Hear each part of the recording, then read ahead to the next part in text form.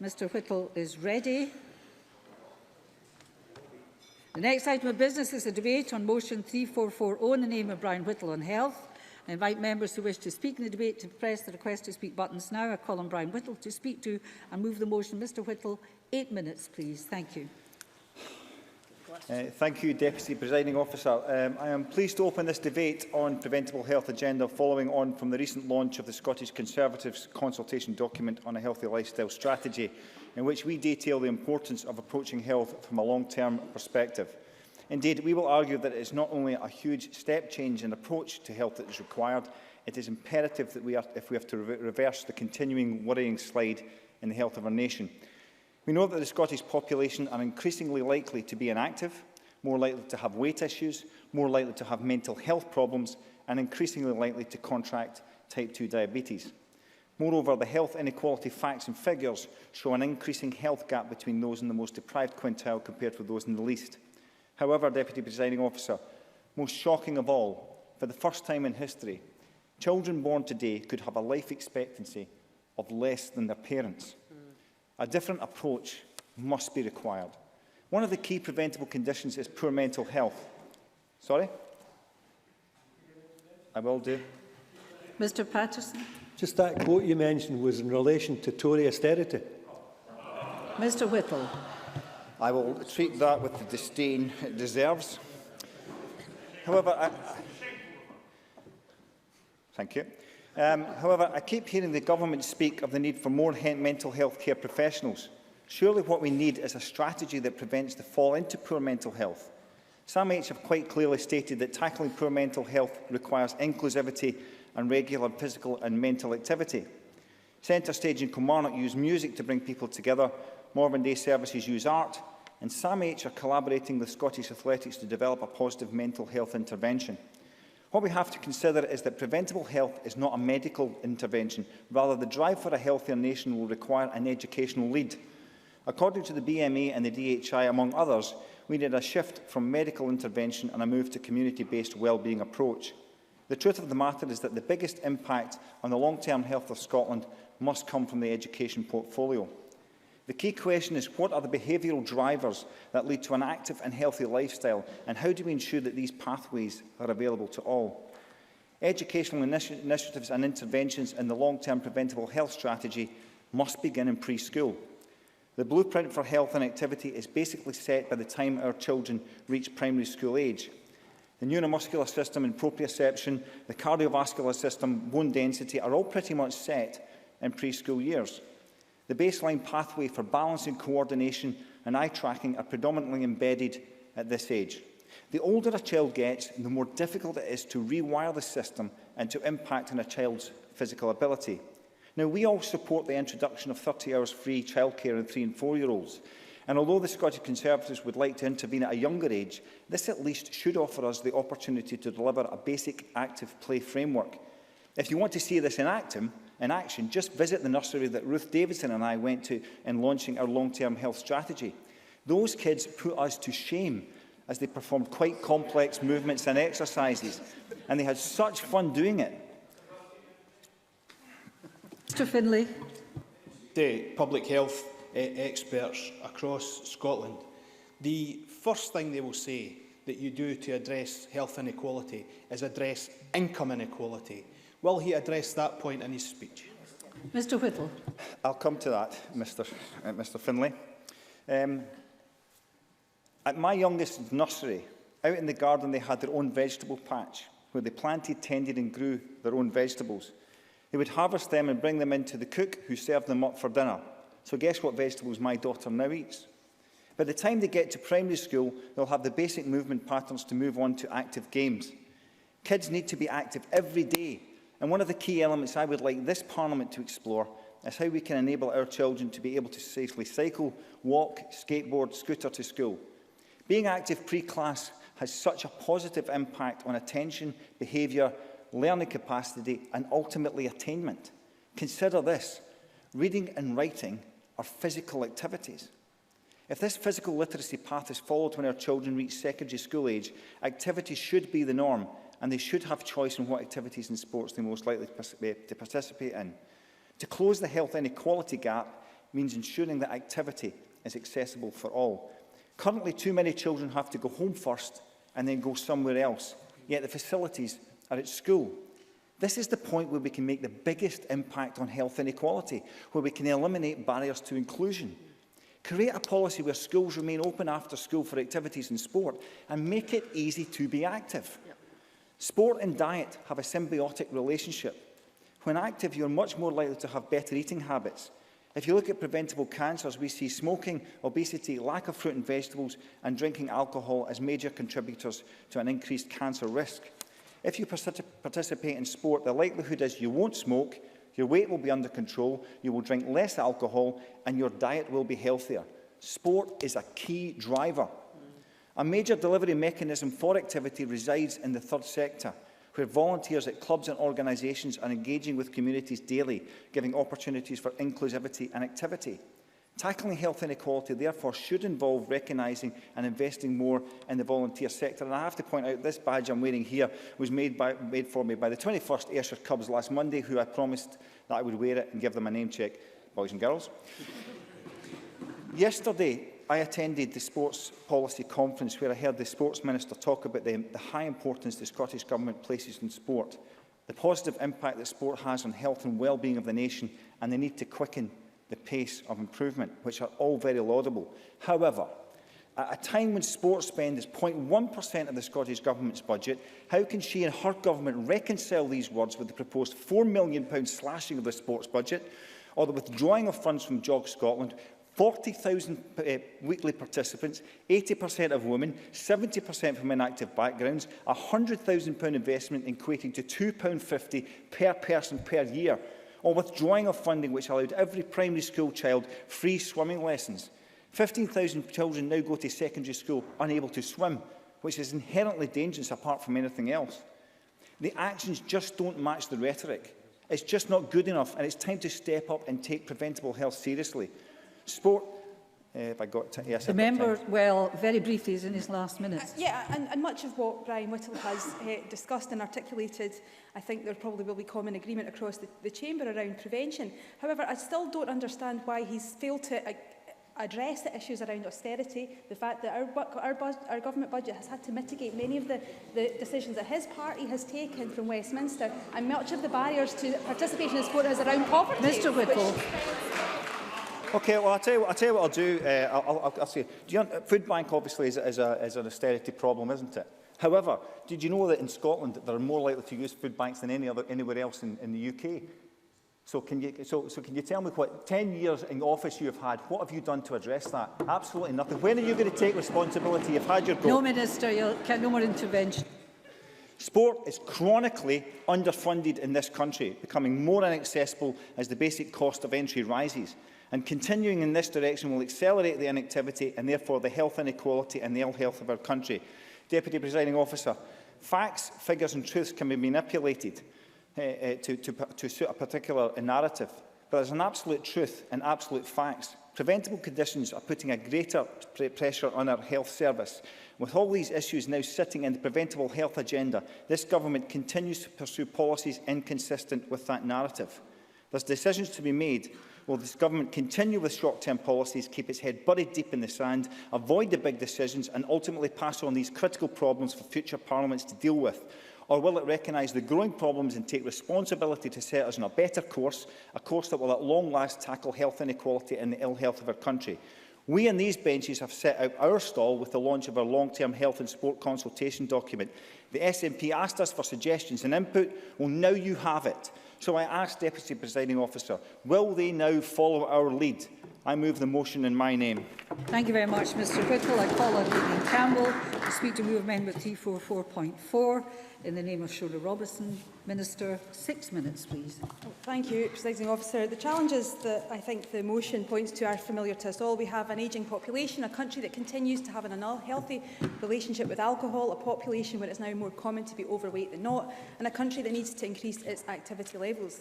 And as I said to the Faculty of Public Health in October, what exacerbates and magnifies all of this are deep, unfair and persistent inequalities that are driven in part by the harsh consequences of austerity and welfare reforms. No matter how much Brian Whittle wants to ignore the culpability that his party has in that. And it is well known that Scotland has particular and long-standing challenges in its relationship with alcohol, obesity, tobacco and other substances. But where there is challenge, we must seek opportunity, and we do have the opportunity to positively transform Scotland's public health and wellbeing. And we do have some cause for optimism. October's Scottish Schools Adolescent Lifestyle and Substance Use Survey showed that smoking, drinking alcohol and drug use amongst young people are now amongst the lowest levels recorded by the survey. The Cabinet Secretary take an intervention. Thank you for the promotion. Mr Whittle. Since we're talking about health inequality, this Parliament has quite rightly and done some fantastic work in smoking cessation. However, also recognise that in the top 20 percentile, 9% of people smoke, and at the bottom 20 percentile, 35% of people smoke. There is a huge health inequality that has yet to be addressed. Minister.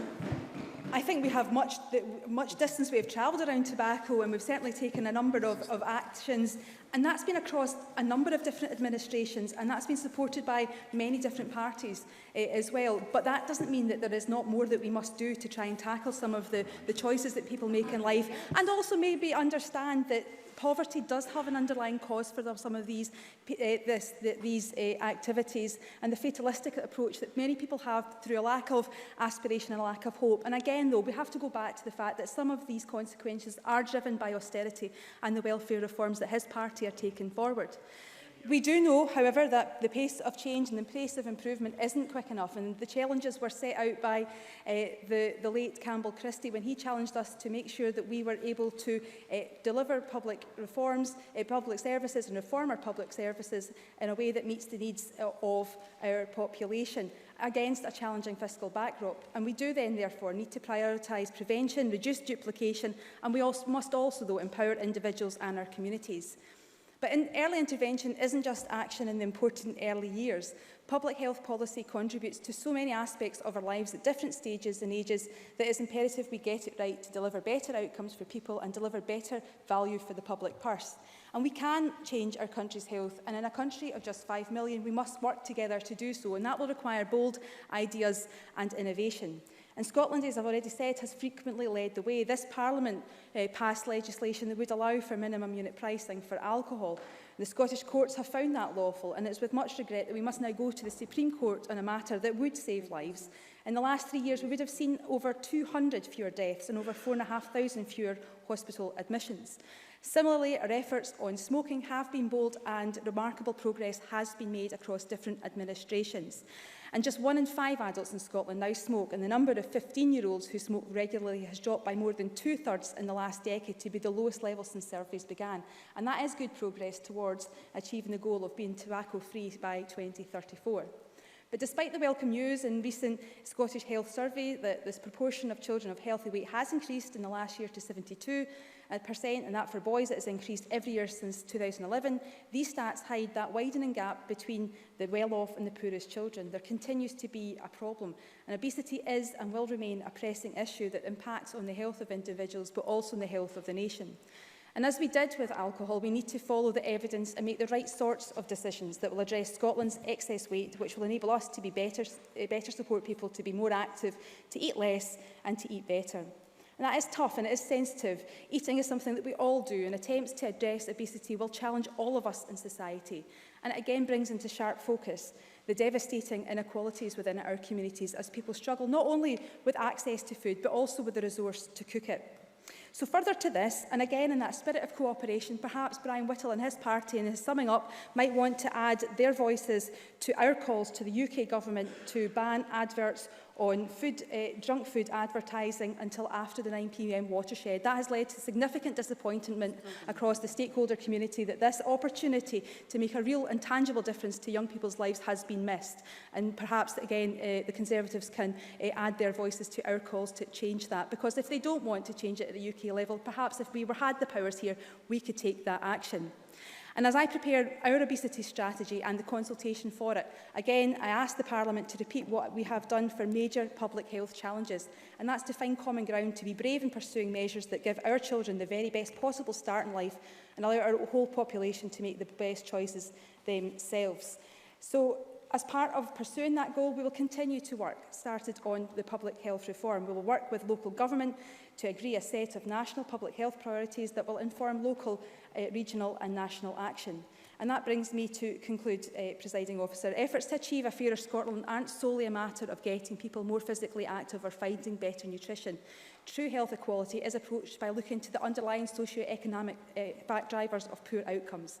The Fairer Scotland Action Plan, published in October, features 50 concrete actions that this government will take in this parliamentary term and beyond to make the changes that we need. The strength of the plan comes not from any one individual action, but from the conviction that genuine fairness, human rights, equality, social justice and democratic renewal needs to be realised to stop our communities feeling left behind and disempowered. Thank you. Thank you very much, Minister. Now calling Colin Smith to speak to and move Amendment 3440.1. Mr Smith, please, 5 minutes. Thank you, Presiding Officer. Can I declare an interest as a local councillor in Dumfries and Galloway? When Labour created the NHS in 1948, life expectancy in Scotland was 64 years for men and 69 for women. Today it's around 77 for men and 81 for women. It shows the success of Britain's greatest achievement, our NHS. But if we are to ensure life expectancy continues to increase, it poses new challenges for government and for all of us as individuals, parents and families. If our bodies are to be on the road for longer, our children need the healthiest start in life and the earliest intervention when needs arise. And as we grow older, we all need to take better care of ourselves if we're to get the most out of life in our later years. It's still not widely understood the extent to which lifestyle has an impact not only on the chances of developing cancer and heart disease, but the chances of developing diseases like dementia too. The truth is that individuals and communities need to be helped to take more responsibility for their health, and that includes no one's health being disadvantaged by where they live or what they earn. Because if we don't make changes, the NHS won't be sustainable at a time funding is simply not keeping up with demand. That's why the nature of the public health challenge we face has changed. If the 20th century challenge was about adding years to life, then the 21st is about adding life to years. But the problem is the very nature of 21st century living works against that. Our complex and fast-moving modern world is exposing children to ever more sophisticated commercial pressures, and we're all absorbing higher levels of stress and insecurity, which can erode our mental health and well-being and lead to poor diet and addiction. We all risk taking on more sugar, fat and salt than is good for us, and then we fail to move enough to burn it off. The consequence is probably the most pressing public health issue facing Scotland today, obesity, or rather an obesity crisis. 2/3 of Scotland's adults are now classed as being overweight, and shamefully, almost a third of children are at risk of becoming overweight. Not only does this have an impact on our nation's health, contributing to a whole host of health issues, it impacts on our public finances with an annual cost to the NHS in Scotland of £600 million. It's now 6 years since the Scottish Government and COSLA published the obesity route map, and although it provides a positive policy framework, it's clear the route map's action plan has not reached its milestones.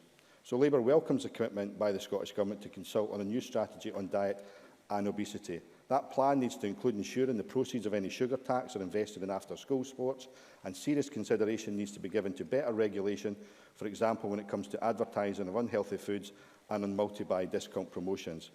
But what we really need to see is a comprehensive cross-governmental strategy to tackle the root causes of obesity, and that means tackling inequality. We know there's a clear link between deprivation and obesity. A quarter of children aged 4 to 5 from the most deprived areas are at risk of being overweight, compared to around 18% of children from the least deprived areas. And this gets to the crux of the issue. Deprivation and inequality is all too often the driver of someone's health. To tackle health inequality, we need to tackle wealth inequality. The first paragraph of the Health and Sport Committee's report on health inequalities in 2015 is chilling. It said a boy born in Lenzie, East Dunbartonshire, can expect to live until he is 82. Yet a boy born only 8 miles away in Calton in the east end of Glasgow, their life expectancy may be as low as 54 years, a difference of 28 years, or almost half as long again as his whole life. It's clear the solutions to health inequalities can't be tucked away in the NHS or written off as a problem of individual behaviour. That's why in their 2014 report, the Scottish Public Health Observatory concluded interventions that redistribute income, such as increasing the standard rate of income tax or the implementation of a living wage, are among the most effective interventions for reducing inequalities and improving health. Yet the Scottish Government's recently published Health and Social Care Delivery Plan doesn't say enough about tackling health inequalities. The Government have taken their eye off the ball when it comes to what is happening about inequality within Scotland, because they are too distracted by what's happening between Scotland and England. Worse than that, the recent Scottish Government budget shows contempt for the fight to tackle health inequalities, with a £327 million cut in local council core budgets. Cutting local council budgets will not cut health inequalities. It's our local councils who deliver the early years framework to give our children the best start in life. It's often our local councils who provide the sport and leisure centres to keep people active. And it's our local councils who are often there when our most vulnerable need a home to keep them safe and warm. Yet, as a result of this government's budget, councillors right here in Scotland right now are wondering what services they will need to axe next. But we know it doesn't need... Certainly will, Members in his last 20 seconds. Oh, I saw. Again, I would just... Oh, the members in his last 20 right, seconds. okay. Mr Smith, you'll have to wind up. Thank you very much. This Parliament has the power to make sure we don't have to make those choices, to be progressive, to say that if we want decent public services, we need to fund them properly. So later today, Labour will support the Conservative motion and the SNP amendment. But the challenge to those parties is to show they are serious about tackling inequality and also support Labour's amendment and put a stop to the cuts. Thank you, Mr Smith. And now moving to the open debate, there is no spare time. Speeches of type 4 minutes. Jackson Carlo, followed by Claire Hawley. Mr Jackson. Mr Carlo, please. How kind, presiding officer. It's a pleasure to contribute again to a health debate. And I want to make 4 specific and quite focused observations in relation to the preventative agenda. The first is in relation to the baby box. Now, when I, during the last Scottish election, was asked if I could name a policy from another party that I wished we'd come up with first, I actually said the baby box. I thought it was a commendable idea. Imagine my disappointment then to find that the baby box is branded a gift from the Scottish Government. Now, the logical extension of this, that patients will wake up in hospital with a tattoo across their abdomen saying, your operation is a gift from the Scottish Government. Children at school will wear uniforms saying your education is a gift from the Scottish Government. The baby box is not a gift from the Scottish Government. The baby box is an entitlement that we have now offered to every new family in Scotland, funded by the taxpayer. If anything, it's a gift from the Scottish taxpayer and the Scottish people, and it should not be nascent SNP propaganda to say it's a gift from the Scottish Government. The second point I'd like to make in relation to the baby box is that the reception to it has been pretty welcome, but there has been some comment about the content, and I hope that the Scottish Government will consult on an ongoing basis with other parties and with the Health and Sport Committee as we evolve about the nature of the content in it. But it's a good idea, and I think it is an early start, and I applaud it as part of the preventative agenda. The second relates to free school meals.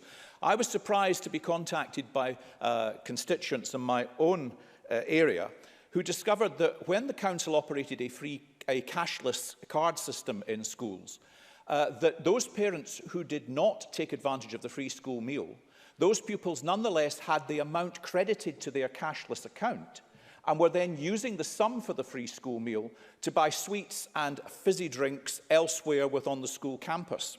Now, having had that point drawn to their attention, the local authority has acted to stop it. But I did write to the Scottish Government asking if they were aware if this was a more widespread practice. And the response I got was, we don't know, we don't keep that sort of information. Now, I would have expected something a little bit more proactive than that, which might have been to say, but we're going to find out. Now, I have, as a result, been sending FOIs to other local authorities. I'm quite encouraged. Many don't actually have a cashless system. Some have looked quite crafty and immediately withdraw the credit after the lunch period, so it can't be used for anything else. But I do think it would be helpful if the Scottish Government were absolutely clear that the sum that is being credited for a hot free school meal is being used for that purpose and not for any other, as was the practice in that local authority. The third, and we've made reference to this before, and I suppose it touches on the point Neil Findlay made, because I don't resile from the fact that income equality is at the heart of health equality. It's why we believe in a strong economy and ensuring that people are in employment, with work, able to secure the dignity and income that provides for that. But we've noted before that many of the signs that affect the development of a child are apparent at the age 3, and we've talked about the New Zealand study before. The latest was conducted in December 2016. This is a study of 1,000 people in New Zealand since 1972 that has tested their brains at age 3, 5, 7, 9, 11 and so forth. And the latest survey has confirmed that many of the trends can be identified at age 3. And out of the entire population, those who scored low language, behavioural, movement or cognitive skills were responsible for 54% of smoked cigarettes, 44% of excess obese kilograms, in receipt of 78% of prescriptions, and accounted for 55% of hospital stays and 66% of benefit payments.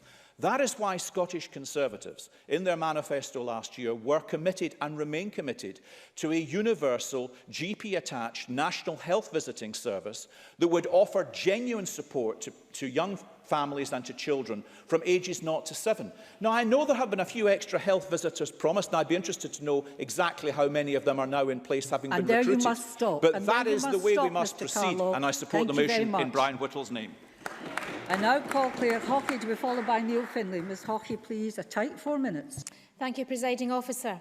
They say the first step to recovery is recognising that you have a problem. So I'm thankful for the Conservatives that they have turned their attention to the impact that socio-economic factors have on people's health. It is demonstrably true that social and economic factors impact on health inequalities, and that health inequalities have a greater impact on children. A child that is brought up free of poverty is a child that will grow up to be a healthy adult. A child that has access to facilities and opportunity will achieve more and has a better chance to live a fulfilling life. So now that we've agreed on the importance of non-medical factors in health and well-being, let's consider how we can go about using that information to improve people's health. We could seek to smooth out these inequalities by ensuring that children have the best start in life. And I would also like to draw attention to the Baby Box programme. For a recent example of how the Scottish Government is doing so to ensure equality in the earliest years for children in Scotland. We can try to promote what the Royal College of Nursing refers to as a positive physical environment. Increased wealth and privilege affords easier access to healthier lifestyle, be it food choice or exercise. But we can and should be working to improve publicly accessible facilities that encourage everyone to take up an active lifestyle. The Scottish Government has supported a variety of excellent initiatives since 2007 that seek to improve lifestyles and healthy choices, particularly in deprived areas. Cunningar Loop, in my own constituency of Rutherglen, has been developed by the Forestry Commission and Clyde Gateway with the support of the Scottish Government. It is a fantastic project that has seen derelict land transformed into a huge outdoor activity centre that offers walking, cycling, adventure, play and other active pursuits. Facilities such as this, open to all and free to use, improve the lives of those who need it most. They also show the power local and national government has to make people's lives easier. And when we actively invest in our citizens, as the motion notes, we can improve people's lives. I also see in my own constituency our local community development trust, Healthy and Happy, which the Scottish Government and various other public bodies fund. It supports families promoting emotional and mental health, breaking down isolation and promoting physical activity. Through the Bike Town initiative, Healthy and Happy seeks to encourage people of all ages and abilities and circumstances to get on bikes and to live a healthier life. Organisations like Healthy and Happy seek to improve people's health and well-being, not by offering a sticking plaster, but by allowing people to assert themselves and become active citizens. I welcome the recent announcement by the Scottish Government of the Aspiring Communities Fund, which seeks to tackle poverty by using public money to fund projects aimed at increasing economic activity and enhancing services. It is services and projects like this that create opportunities and provide support for people that improve their lives and, by extension, their health. However, Presiding Officer, the Scottish Government are operating within an overall environment of austerity where funding from Westminster is under increasing pressure. Austerity guarantees inequality. When we talk about austerity, we talk about underinvestment in public services, in programmes and projects that lift us all up, but have a disproportionate effect on those who need it most. Presiding Officer, while I agree with the sentiment of the motion and I welcome this late conversion of the Tories to the cause, I have to note that the Tory Westminster agenda is the greatest barrier to further progress in tackling health inequalities in Scotland. While they are pushing their austerity agenda, cutting back on public spending, turning the screw on benefit claimants with punitive sanctions and presiding over a dramatic growth in food banks, it's obvious that their rhetoric does not match their actions. Until the Tories recognise the concept of basic human dignity in government policy at Westminster. I cannot say that I am looking forward to further Tory motions that express surprise at the impact that their policies have on ordinary people in Scotland. Thank you very much. I now call Neil Findlay, to be followed by Ruth Maguire. Mr Findlay, please. Health inequality is Scotland's greatest national scandal. People are dying in our country years before their time because they are poor, because they don't have a decent home, income or a job to sustain them in support of fulfilling and healthy life. Health inequality is the manifestation of social and economic inequality. We will never ever resolve it or even begin to address these issues from a health perspective alone. We have to address income inequality, housing, support services, the failure to redistribute wealth and power, and a complete unwillingness to put money and resources into communities of most need. And not a word of any of that from Mr Whittle. These are the key issues and the failures of public policy. And these issues, no, I've got 4 minutes. These issues are an anathema to Tory philosophy, the party of cuts, privatisation and austerity. They've never given a toss about ending class inequality. Their every action has increased it. So please spare us the lectures. Let me say, I've got 4 minutes. I am not taking any intervention. So let me say quite clearly what I would do to address health inequality. I would make it the responsibility, direct responsibility of the First Minister holding her or him to account for it. I would make full employment the key economic objective of government.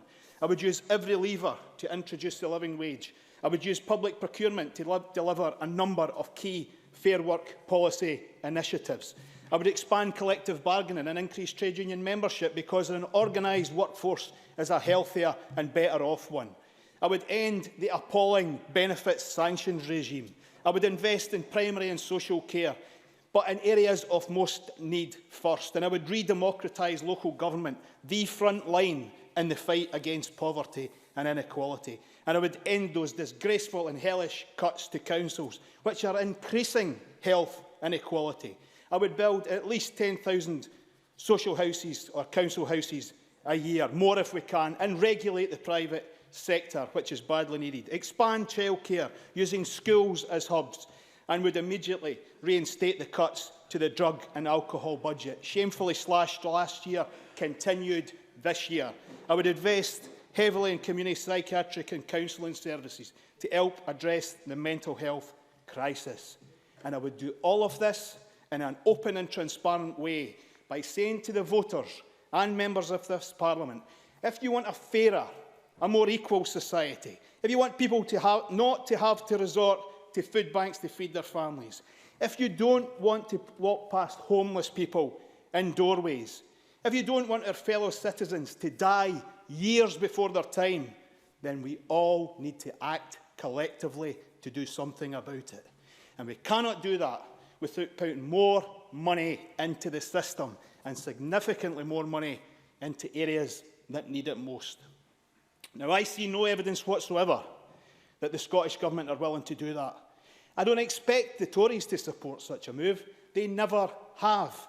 But I'm sick of hearing SNP members making grand speeches about how much they care, about how progressive they are, about how much they're on the left, and yet not one of them has the independence of mind to advocate raising taxes, not one of them will call for significant redistribution, and not one of them will call for an end to the attack on council services. Presiding Officer, this is the equivalent of walking past on the other side. I call on members of all parties in here to end that approach, starting now with the Scottish budget. Thank you very much, Mr Findlay. I call Ruth Maguire, to be followed by Alison Johnson. Ms Maguire, please. Presiding Officer, I'll admit I was surprised to see a Tory motion about health inequality. There are some who might say they have a bit of a brass neck, given the impact their policies have had and are continuing to have on some of our communities here in Scotland. However, the motion states that health inequalities are a serious problem here and advocates the use of preventative measures to address them. I agree with this, as does the Christie Commission, set up by this government in 2010. Indeed, the concept of prevention and early intervention are well understood and beginning to be embedded in our public sector. I also agree with the motion that education and early years intervention have important roles to play in prevention. These are both complex issues with many different facets. The Glasgow Centre for Population Health recently published a hugely insightful report on this topic. The report identified several overlapping spheres of influence which impact on a child's health and well-being: family and parent environment, learning environment, neighbourhood environment, and lastly, and most importantly, socio-economic context, which cuts across all of the other spheres. For example, the report detailed how school attendance has been found to vary by deprivation, with children from communities with the greatest socio-economic challenges showing the lowest attendance rates. The report also highlighted how participation in school clubs and after-school activities present problems for families on lower incomes, particularly when lengthy journeys, high costs or reliance on school transport are involved. Attention was also drawn to the shameful issue of increasing food poverty. The connections between income inequality and health and education outcomes couldn't be clearer. And though physical education at school has an important role to play in prevention, we must also focus on getting children to school in the first place, making sure that they're well fed, clothed and ready to participate. It's understandable why the Tories might not want to draw attention to these issues, but I must say I found it quite astounding that a motion focused on reducing health inequality did not at any point mention the income inequality and poverty at its heart. This connection is not glossed over by the Glasgow report, which states that the link between poverty at all stages of the life course and subsequent poor health is proven and profound. It's clear to the Scottish Council of Voluntary Organisations, which state that many of Scotland's health problems are historic and intrinsically tied to poverty and income inequality, and can only be met by switching the focus to preventative methods and tackling economic inequality. It's at the very centre of the British Heart Foundation's Hearty Lives Prevention Programme, which is driven by evidence that people living in the poorest areas of the country are on average more likely to die from cardiovascular disease than people living in the richest. And it is not ignored by this Scottish Government, which is taking focused action on addressing the underlying causes with measures such as driving investment in affordable housing, increasing free school meals and continuing with free prescriptions and concessionary travel. There's also the Fair Work agenda with the Scottish Business Pledge, closing the attainment gap. And let's not forget all that's already had to be investigated in mitigating the worst effects of Tory austerity and welfare reform, and all the effort taken to protect us from the economic catastrophe of a hard Brexit. Presiding Officer, at its most fundamental, preventing inequalities in health and well-being means tackling the income inequality that ultimately lies behind them. Poverty and inequality are not inevitable, they're man-made. I welcome the steps taken by the Scottish Government and look forward to hearing the positive contributions and fresh ideas from the bold movers of this motion. Thank you. I call Alison Johnson to be followed by Alex Cole-Hamilton. I take 4 minutes. Thank you, Presiding Officer. I'm glad to see a motion on health inequalities moved by the Conservative Party. Health inequalities, as Brian Whittle's motion states, are a serious problem in Scotland. In fact, they are the widest in Western Europe. Professor Michael Marmot says in his book, The Health Gap, health inequalities are not a footnote to the health problems we face, they are the major health problem. And developing a more preventative focus demands cross-party support, and we have a long way to go. Before last year's election, researchers from Edinburgh University's Global Public Health Unit said that the Scottish Greens offered the only innovative public health proposal with our supermarket levy, and highlighted the apparent ambivalence towards public health among other parties. GPs in the Deep End published a report which said MSPs have been too quiet on the matter of health inequalities, particularly unequal access to GP services. Recent figures show that GP practices in the most deprived 20% of postcodes in Scotland actually receive £1.34 less per patient than practices in the least deprived areas. This can't allow them to respond to complex health problems and tackle unmet need. It entrenches health inequality, and I hope the Cabinet Secretary will soon update us on the review of the allocation formula, because we badly need fairer funding for GPs working in our most deprived communities. Clearly, we have to move health inequalities and preventative approaches much higher up the agenda, and this debate is a step forward. But we must recognise that health inequalities are not primarily the result of individual choices. Good health is not just a matter of personal responsibility. Expert research and evaluation from a wide range of public health bodies, including NHS Health Scotland, repeatedly demonstrates that health inequalities are fundamentally caused by people's social circumstances, by inequalities in wealth and power, by poverty, marginalisation and stigmatisation. We will support the motion today, but we have to recognise that it's hard to prevent poor health when you're living on that polluted main road in that damp, cold house. It's hard to have the means, never mind the energy and time, to prepare nutritious food when you're juggling 2 or 3 low-paid, insecure jobs. We have to tackle these root causes, and that's why I was glad to have secured a commitment from the Cabinet Secretary to roll out healthier, wealthier children across all the NHS boards in Scotland. That's why the Scottish Greens are calling for child benefit to increase by £5, and it's why we need to introduce a young carers allowance. Improving public health more broadly is essential if we're to relieve pressure on the NHS. Physical activity champion Dr Andrew Murray tweets today that the best 6 doctors are sunshine, not much we can do about that, but fresh air, exercise, healthy diet, water and rest. And Mel Young, at yesterday's conference on policy priorities in sport, he's the highly regarded new chair of Sport Scotland, said that we have a comparatively tiny budget for sport. And how can local authorities support policies to keep us active and encourage engagement in sports when they're facing such drastic cuts? And Colin Smith's amendment points out this will only increase health inequalities. And speaking of tiny budgets, only 1.6% of the draft transport budget will be spent on active travel, when the transport budget is set to increase to rise to £2,376 million due to record spending on motorways and trunk roads. And I'd be interested to see if Brian Whittle, who supports more walking and cycling, will be advocating a shift in that budget.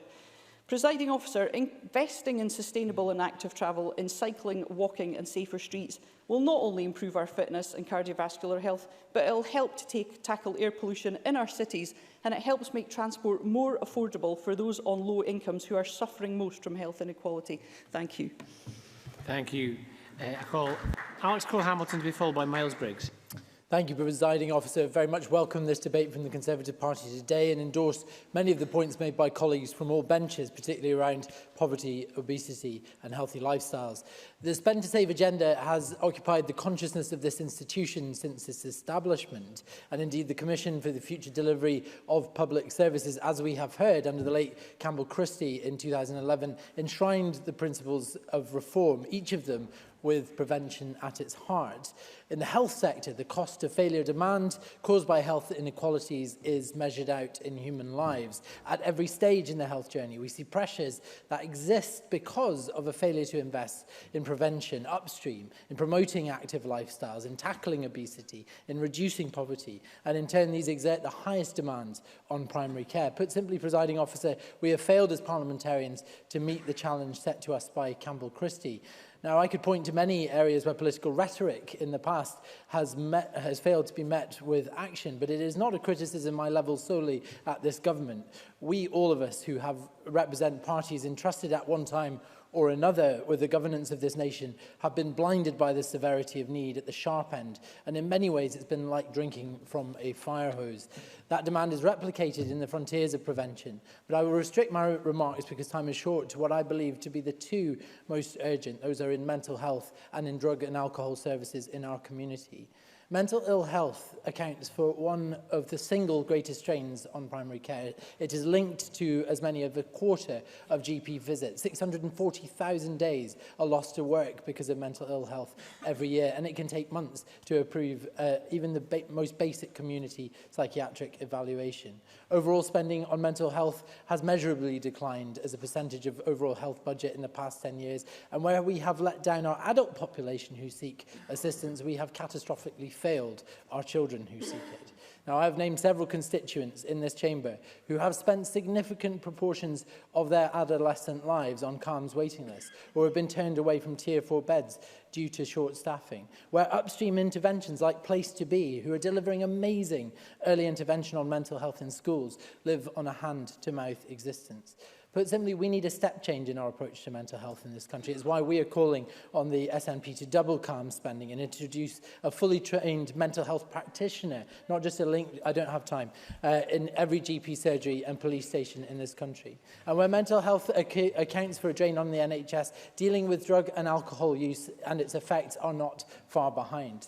Now, the Scottish Government is to be applauded on treatment. Audit Scotland did cite their treatment as meeting target, but the efforts that this government makes with one hand they take away with the other in prevention. As Neil Finlay rightly said, the 22% cut to ADP services in our communities is astonishing and a national scandal. That represents a fire sale cut of 1.3 million in our nation's capital. It means that a decimation of the budget of the Lifeline Recovery Service in my own constituency in Pennywell, and it has led to a measurable outbreak of HIV in Glasgow. These services are about stabilising lifestyles, they're about normalising healthy living, and yet we are letting these people down. Presiding Officer, given the manifest and hidden harm that drugs and alcohol inflict on our communities, I can think of no greater example of prevention in our society than the work of our ADPs, and that is why the Liberal Democrats is calling the Scottish Government in this budget to reinstate these budgets to full strength immediately. Presiding Officer, I close by saying that health is about more than the absence of symptoms. It's about empowering individuals and communities to live full and active lives, sound in body and in mind. We welcome this debate today and we will be supporting the motion with all amendments. Thank you. Thank you. Miles Briggs to be followed by Fulton McGregor. Thank you, Presiding Officer. I'm pleased to take part in today's debate and echo my colleague Brian Whittle in emphasising the importance of preventative health and the critical role it has to play in reducing the ever-growing demands and pressures on our health services. Brian Whittle highlighted the proposals in relation to physical health and the role of exercise and sport, and I fully agree with what he said. I want to focus my contribution today on preventative health within mental health and mental well-being. Building resilience among our young people is an area where we need to be doing more through encouraging more of our youngsters to become involved in youth organisations. Recent research from scientists at the Universities of Edinburgh and Glasgow, which was published in the Journal of Epidemiology and Community Health, has suggested that taking part in the Scouts or Guides lowers the risk of mental health illness in later life. The scientists analysed data from a lifelong national child development study of 10,000 people across the UK born in 1958 and found that those who'd been in Scouts or Guides were around 15% less likely to suffer from anxiety and mood disorders at the age of 50. The researchers suggested that the development of skills through the Scouts and Guides, such as self-reliance and teamwork and being active outdoors, may have lifelong benefits and help build resilience against common stresses in later life.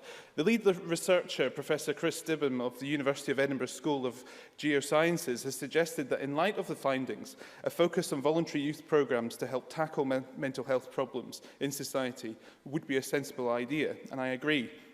He points out further that Scout and Guide membership appears almost completely to remove the health inequalities in mental ill health associated, as has been mentioned in this debate, with economic disadvantage. Given the difficulty many governments around the world have in reducing health inequalities, this evidence of substantial impact is, I believe, significant and should be taken into account. The Duke of Edinburgh Award Scheme is another youth programme that has the potential to help our young people prepare for the challenges that they will face in later life and the impact these can have on mental health. Scottish Conservatives believe that every school pupil in Scotland should have access to groups like these. Perhaps most importantly, young people in the most deprived communities in our country, where health inequalities are the most severe and where we need to look at how we can support more volunteers in helping youth organisations and help these organisations to expand. And I hope this will form part of the Scottish Government's mental health strategy when it's brought forward. Presiding Officer, it is a shocking indictment of this SNP government's record on mental health, and also of Mr Finlay, the Labour government before it, that some children in our country have to wait over a year for mental health support, and that some adults in Scotland have to wait over 2 years to begin treatment. I also believe that if we as a country are truly going to truly transform our approach to mental health, we need to look again at patient pathways and the use of antidepressants as a first resort to treat depression. In 2014-15, 181 people across Scotland were prescribed antidepressants. That's almost 20% of the Scottish population, compared to a similar population of Norway, where it's just 6%. Since this government came to power, the use of antidepressants in our health service has increased 28.5%, now costing more than £44 million, a decade after SNP ministers pledged to halt the increase.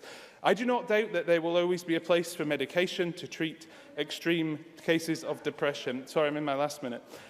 But to see such increasing numbers of people prescribed antidepressants is, I believe, a symptom of the crisis facing mental health services in our country today, and should act as an alarm call for ministers.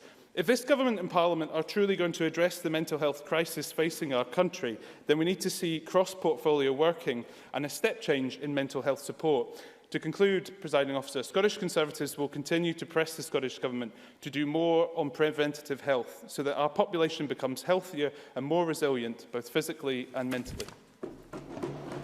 Thank you. Fulton McGregor, and then we move into closing speeches. Thank you, Presiding Officer. I'd like to take this opportunity again to remind colleagues that I am the Parliamentary Liaison Officer for Health and Sport. I'd like to start by saying that I'm pleased that there is a general consensus on the need to tackle health inequalities in our country, and I'm glad that the Tory party recognise that more needs to be done in this area, and I'm sure that in bringing this debate forward, as others have said, they will now adjust their policy of bending to the hard right austerity, hard Brexit policies of the London party, and finally start standing up for the people of Scotland.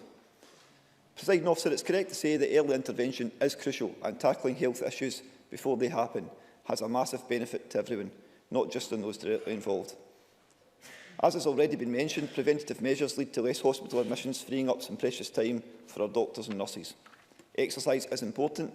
It's an important part of staying healthy, and the ambitious target set by this government of 150 minutes per week for adults and 60 minutes per day for children have seen some fantastic success throughout Scotland. Last week, in a members' debate brought forward by Liz Smith, I spoke about the Daily Mile and the different ways schools in my constituency were going about making sure that their pupils were walking at least 1 mile a day. Another organisation in my constituency, Parents Action for Safe Play, have developed some fantastic, innovative ways of not only getting children to be more active, but getting them involved in helping others too.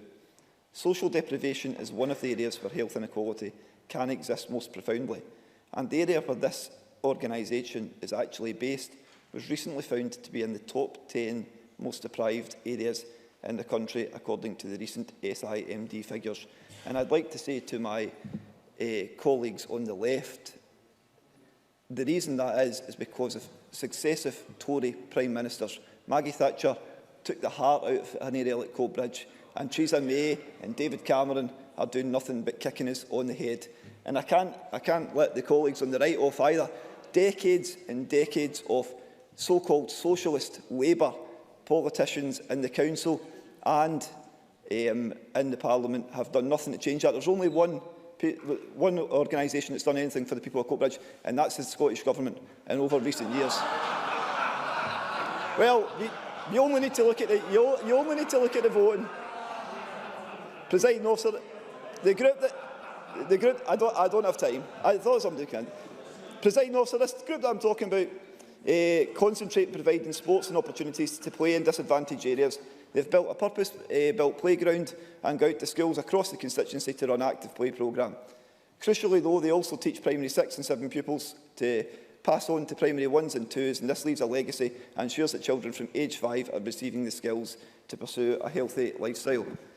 As we know, and has been debated in the Chamber before, that women and girls can often experience inequalities early in life. So I'd like to mention St Andrews Netball Club in Coatbridge, which was recently the first club in Scotland to be accredited with the Silver Award by Netball Scotland. The club is run wholly by volunteers and was set up 10 years ago to increase female participation in sport in the area. They have now grown to over 100 members and play a crucial part in encouraging young girls to be more active. And I'd like to thank colleagues across the Chamber who have supported my motion, recognising their achievements so far. Another local organisation I've been a long-time supporter of is the Shining Stars Group, run by Katie Slavin. It was set up to get children from P1 to S6 involved in drama, music and dance, and encourages children and young people with special needs and disabilities to get involved. Presiding Officer, I can see that I'm running out of time, And I want to say that as well as physical wellbeing being important, as other members have mentioned, and I'm glad it's been covered by colleagues across the chamber and not just on these benches, is about the inequality around mental health. In the next couple of weeks, I'll be hosting a reception for Sam H at the Parliament, and the theme which we'll be discussing is employability. Good work is usually good for mental health, so we should make sure that every effort to make it easier for people with mental health issues to get productive work. I can see that my time's up, and I would like to, I'll leave it to that. Thanks. Thank you very much. We'll move to closing speeches. I call on Anas Sarwar. You have 4 minutes. Thank you, Presiding Officer. Can I start by welcoming this debate by Brian Whittle? But I think it is important to recognise the link between austerity, deprivation, alcohol, drugs, diet, early years, education, mental health, employability, pay and wider inequalities, and the direct link that they have to both health outcomes and life expectancy. And that's why I'm disappointed that in the new NHS delivery plan there is little mention of health inequalities and certainly no mention of the inverse care law, as was spoken of by Alison Johnson. This shows through the inverse care law that those areas of most deprivation actually have least time with a healthcare professional. And I don't think we can ignore the cuts that are happening in local government. £327 million of cuts that will directly impact on the early years, on education and indeed on sports and recreational facilities. We've also seen from the budget that there is a cut to the sports budget directly, with a cut, as Spice says, of 7.4% in cash terms. This too will have a direct impact on outcomes. I was driving home last Wednesday and I was delighted to hear the Minister on Super Scoreboard Live discussing health and indeed access to sport. I hope the Minister had the opportunity to listen to Andy McLaren, former footballer and former winger for Kilmarnock, on his response to what the Minister said the night before. And if she didn't, please can I quote just some of what he said. I'm shocked by what the Minister was saying. She said cost wasn't prohibitive to young people taking part in sport. The areas I'm working in partnership with have parents who are visiting food banks to feed their kids. They don't have disposable income to give kids access. Lots of things she said weren't right. Cost is a massive barrier. I think very powerful words indeed from Andy McLaren, and I'm sure it reflects a lot of people's thinking and local authorities right across the whole of Scotland. I think it's also important to recognise that the cuts to the child... I'm happy to take an intervention. Claire Adamson. Sarwar for letting me intervene. Does he agree with me that the freeze and benefits introduced by the Tory government at the time of rising costs in this country is detrimentally affecting the poorest in our community and disproportionately affecting women and disabled people and single families, and that this freeze is contributing to the health inequalities in this country? Absolutely. I welcome that intervention from Claire Adamson. I would share that anger with the consequences of the Tory welfare reforms at Westminster. And I think at the same time our responsibility is to rightly attack the attack on the poorest and more vulnerable people in Westminster, but we shouldn't ignore the responsibility and impact of decisions that we make in this place. The reality is decisions being made in this place will cut local government budgets, will have a direct impact on health outcomes and will have a direct impact on young people. And that's why I'm shocked by the cuts to the child obesity fund under this government, almost £200,000 being cut from child obesity budgets over the last 4 years. I realise I'm in my last minute, Presiding Officer. I just want to say that there is a different way. We can use the powers of our Parliament to tackle austerity and to properly fund our local services, our NHS and local government. We can use the powers of this Parliament to creatively use the money that we'll get from the sugar tax budget to actually invest in local sports facilities and give £100,000 to every secondary school across the country. We can use the powers of our Parliament, like we did with the smoking ban, to tackle obesity head-on. Let's not just attack the Tories for the wrongs that they do, although that is important to call them out, but let's recognise that we have powers in this Parliament. This Parliament can make decisions that can transform the lives of people in Scotland. Let's not wait and deliver that. Let's do it now. Thank you, Colin. Minister Aileen Campbell. Thank you, Presiding Officer. Can I confirm how long I have? 5 minutes. 5 minutes, Minister. thank you. Thank you, Presiding Officer. My ministerial portfolio, public health and sport, I think and is an attempt to demonstrate a deliberate, clear and connected approach to exploit both the benefits of physical activity to help sort and improve health and well-being across the people of our country. But we don't underestimate the challenges that are ahead, but we are absolutely committed to the task. And in the debate, many members have made good constructive points. Of course, there will be challenge, of course, there will be criticism. That's what happens in a democracy. But I do think that some of the points were belligerent, and I think some of the points made were missing the point indeed, and maybe not necessarily wholly recognising the way in which we need to proceed, which I think when the Parliament is at its best is when we work and unite together to do some of the spectacular things that we have done in the past around helping us tackle public health problems. Many members have made comments about the importance of the early years. And I do wholeheartedly agree, and one of the best ways, I think, in my previous role as Minister for Children and Young People of articulating that was what I heard from John Carnochan when he said that the most important 4 years of a child's life are up to the age of 3, demonstrating very clearly how important it is to get it right in those vital early years.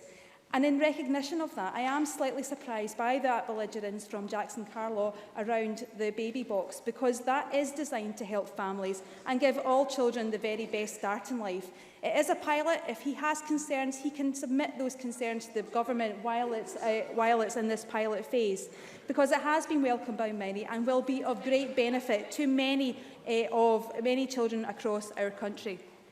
Monica Lennon.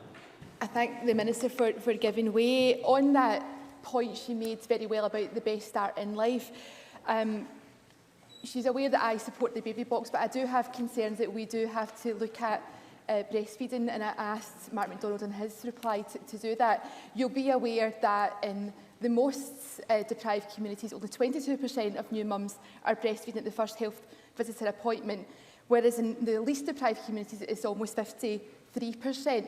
Could you say something on that to reassure us that the pilot will look at this serious point? Minister. With my colleague Mark MacDonald on that. I share her commitment to breastfeeding. As a breastfeeding mum of 2, I absolutely know the benefits, and it's about making sure that we extend that and find ways to support mothers in that. And again, maybe some of the detail to the point, the time I've got will be dealt with outside the chamber in correspondence. We also will seek to improve maternal infant nutrition, and from spring of this year, free vitamins will be available for all pregnant women, a move right ahead of a lot of the other UK administrations. We'll also be developing a 10-year child and adolescent health and wellbeing strategy. We are expanding early learning and childcare and encouraging within that physical activity indoors and outdoors through well-designed space. And again, the Care Inspector have developed tools and resources to help empower practitioners to enable that to happen.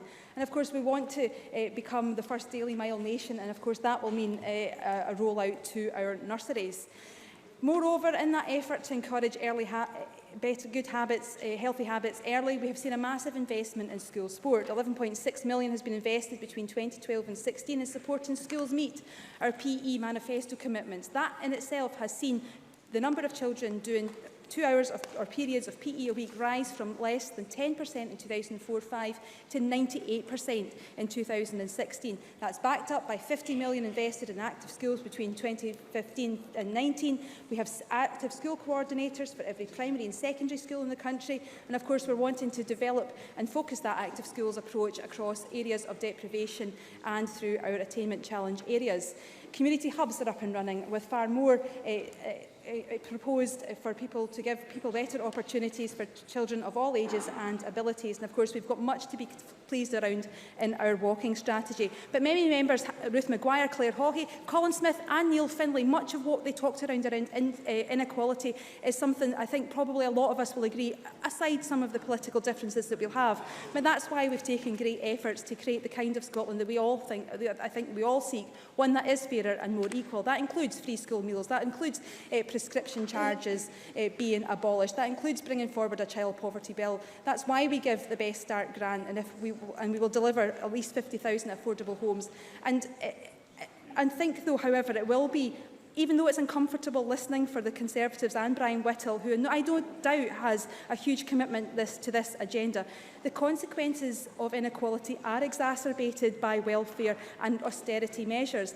And in amongst our attempts to help our most vulnerable in 2016-17, that has meant that we've had to support our most vulnerable people in Scotland affected by those welfare cuts. 38 million for the Scottish Welfare Fund, 35 million for mitigating the bedroom tax, amongst other measures that we have had to find resource and support within our budget to do those things to help our most vulnerable people that I think Brian Whittle wants to talk about, but needs to look a wee bit closer to home about who's culpable for creating and exacerbating some of those inequalities in life. So I think, though, aside from the political differences, we do need to work together. We do recognise that there is a challenge for Scotland, an obesity challenge, an inactivity challenge. We need to unite together, though, I think, push the boundaries of what's possible, make sure that Scotland can have a response which is bold and innovative, and deliver the tangible results, demonstrable results that Scotland needs to ensure that we can create the healthier country that we all seek.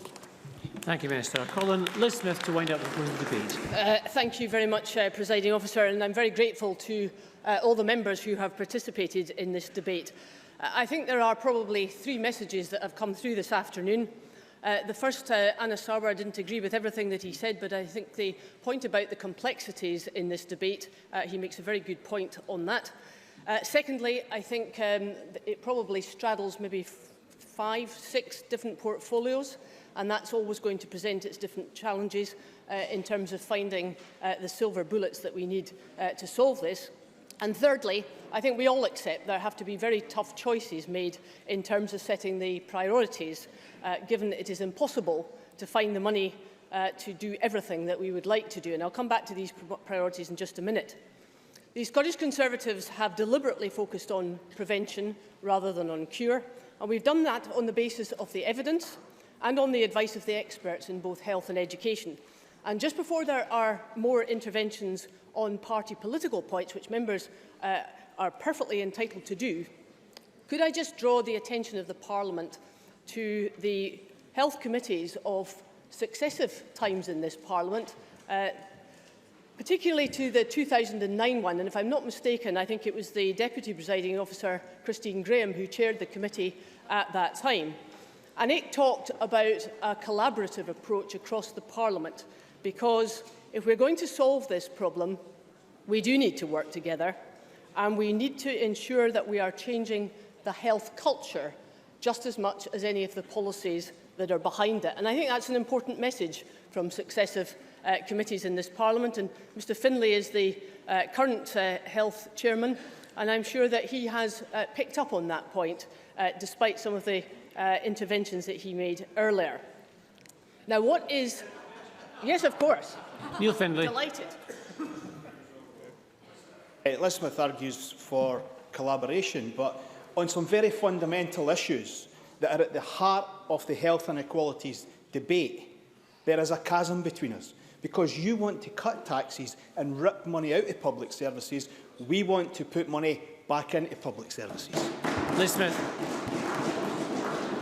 Well, Mr Finlay, in the spirit of collaboration, I could reel off quite a number of things in the last autumn statement which were designed specifically to help people on lower incomes, but I'll leave that for another time.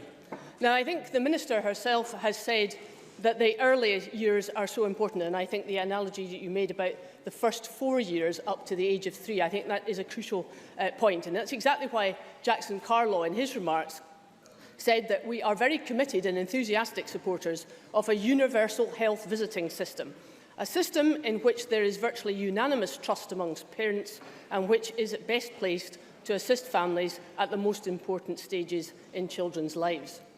Likewise, the compelling need to invest in childcare and nursery provision is unanimously supported across this Parliament. But we cannot do everything we would like in terms of that spending commitment.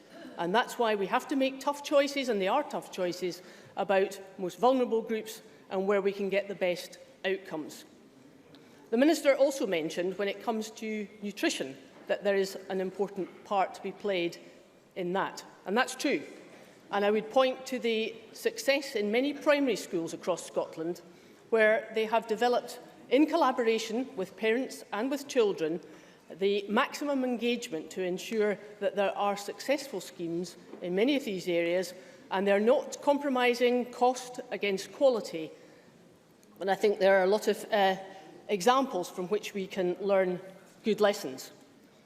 Now, my colleague Miles Briggs mentioned about mental health, and I know this is a very short debate, but it is vitally important that we do more in the mental health area. It couldn't be more important. And I think we've made a lot of progress in breaking down some of the taboos about that subject, but there is still so much work to be done. It is imperative that we work together on that, and I think the party political mudslinging that took place in some aspects of this debate was unhelpful, because it just sets out to me exactly what the health committees of this Parliament have been advising us not to do. Now, may I finish my remarks about physical literacy, PE and sport? They're all different, but they're also related, and they're also all essential if we want to make the policy towards our physical health much more coherent and much more comprehensive. There is some progress, and we acknowledge what the Scottish Government has done. But there are a lot of other things that we need to do too. And I draw the Scottish Government's attention to the fact that when it comes, and this is another issue that came back from the Health Committee, when it comes to inspection in schools, PE and physical extracurricular activity did not have very much focus. And at a time where we're seeing the reduction in the number of school inspections and indeed in the number of school inspectors, that is a crucial point yet again. Presiding Officer, I think, can we sum up on the basis that we are all agreed on certain key areas in this debate? I think it's an area that this Parliament has been at for very many years. And I do encourage people to go back and listen and read what the health committees have said over a long period of time, because they are important, and I think we have a lot of lessons to be learnt from that. So may I give our wholehearted support to Brian Whittle's motion, and I hope the other parties in the Chamber will sign up to that in a collaborative spirit. Thank you. That concludes our debate. The next item of business is consideration of Business Motion 3457 in the name of Joe Fitzpatrick on behalf of the Parliamentary Bureau setting out a business programme. I would ask any member who wishes to speak against the motion to press the request to speak button now. And I call on Joe Fitzpatrick to move motion 3457. Formally moved. Thank you. And no member has asked to speak against the motion. I will put the question to the Chamber. The question is that motion 3457 in the name of Joe Fitzpatrick be agreed. Are we all agreed? Yes. We are agreed. The next item of business is consideration of a Parliamentary Bureau motion. I ask Joe Fitzpatrick to move motion 3458 on committee membership. Thank you. And this question will be put at decision time. Now, there are 7 questions to be put as a result of today's business. I wish to remind members that if the amendment in the name of Keith Brown is agreed, then the amendment in the name of Rhoda Grant falls. So the first question is that Amendment 3438.2 in the name of Keith Brown, which seeks to amend motion 3438 in the name of Donald Cameron on retain the HIE board, be agreed. Are we all agreed? Yes. We're not agreed. We'll move to a vote, and members may cast their votes now.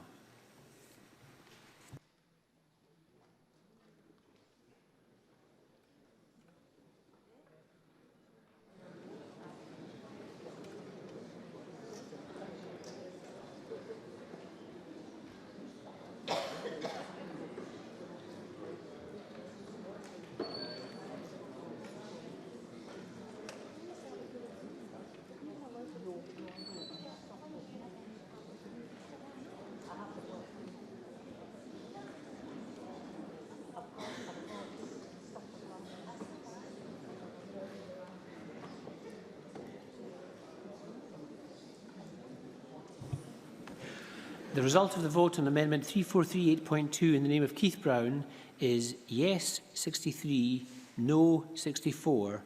There were no abstentions. The amendment is therefore not agreed. The next question is that Amendment 3438.1 in the name of Rhoda Grant, which seeks to amend the motion in the name of Donald Cameron, be agreed. Are we all agreed? Yes. We're not agreed. We'll move to a vote, and members may cast their votes now.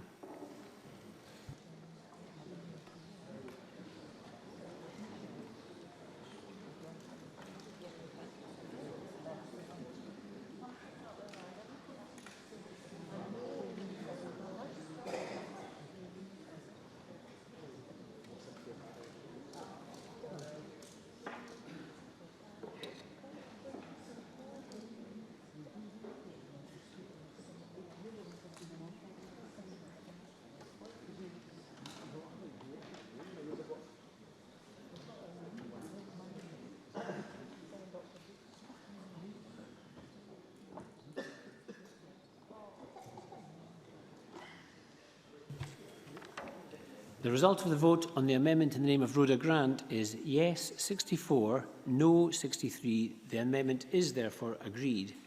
And the next question is that Amendment 3438 in the name of Donald Cameron, as amended on retaining the HIE board, be agreed. Are we all agreed? Yes. We're not agreed. We'll move to a vote and members may cast their votes now.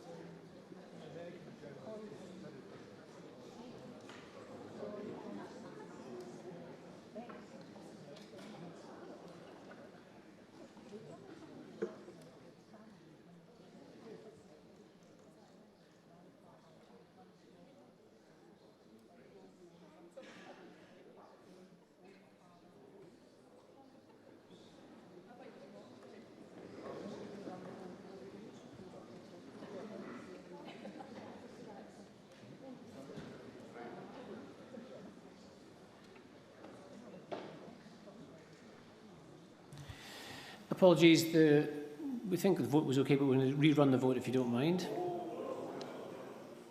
Our screens have gone blank here. So we're going to rerun the vote. So the question is that the amendment, that motion 3438 in the name of Donald Cameron as amended on retaining the HIE board be agreed. And we'll have a vote now. If you support the motion, press yes. If you don't, press no.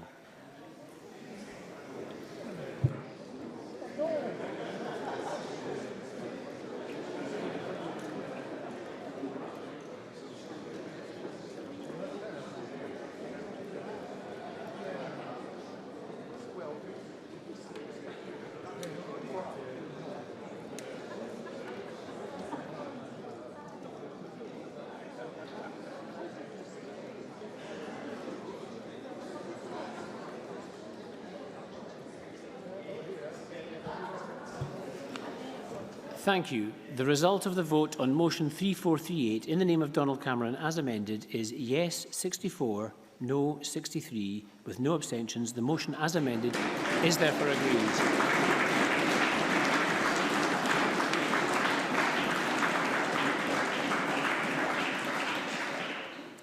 The next question is that Amendment 3440.4 in the name of Shona Robertson, which seeks to amend Motion 3440 in the name of Brian Whittle on health, be agreed. Are we all agreed? Yes.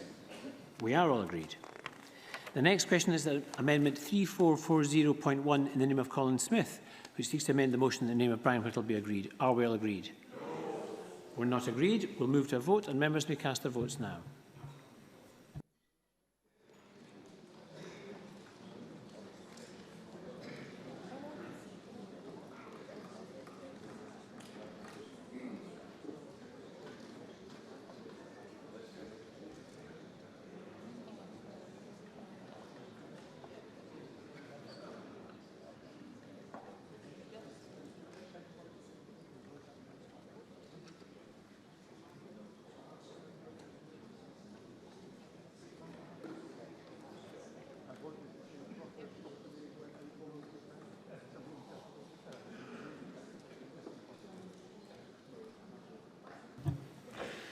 The result of the vote on Amendment 3440.1 in the name of Colin Smith is yes 33, no 94. There were no abstentions and the amendment is therefore not agreed. The next question is that Amendment 3440 in the name of Brian Whittle as amended be agreed. Are we all agreed? Yes. We are all agreed. The final question is that Motion 3458 in the name of Joe Fitzpatrick on committee membership be agreed. Are we all agreed? Yes. We are all agreed. Point of order. Douglas Ross. Very much, Presiding Officer. Under Rule 8.17 of our standing orders, Parliament has now agreed that it opposes the SNP plans to abolish the board of HIE. And given that decision by this Parliament, very clear on this issue, how can you, Presiding Officer, ensure that the Government listen to and act on the clear will of the Scottish Parliament? Can I thank Mr Ross for the point of order? It is, as the member may know, that the fact that resolutions of this Parliament are not binding. However, the Parliament has made its views known and it is now up to the Government to choose how to respond. Thank you. And that concludes decision time. We'll now move on to members' business. Members' business in the name of Richard Leonard on the occupation of the Caterpillar plant. We'll just take a few moments for members to change seats.